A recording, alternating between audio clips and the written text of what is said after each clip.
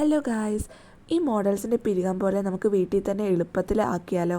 ഇതിന് വേണ്ടത് എൽഫിൻ്റെ ഒരു ബ്രോ ജെല്ലാണ്. ഇത് ബ്രോ ജെല്ലും ലാഷ് ജെല്ലും കൂടി ഒരുമിച്ച് വരുന്നതാണ് കേട്ടോ. അപ്പോൾ നമുക്ക് പിരികം കുറവൊക്കെ ആണെങ്കിൽ ഇത് അപ്ലൈ ചെയ്തിട്ട് കൂടുതൽ ഷേപ്പൊക്കെ കൊടുക്കാൻ പറ്റും. നല്ല തിക്കായിട്ടുള്ള പിരികം ആക്കാൻ പറ്റും കേട്ടോ.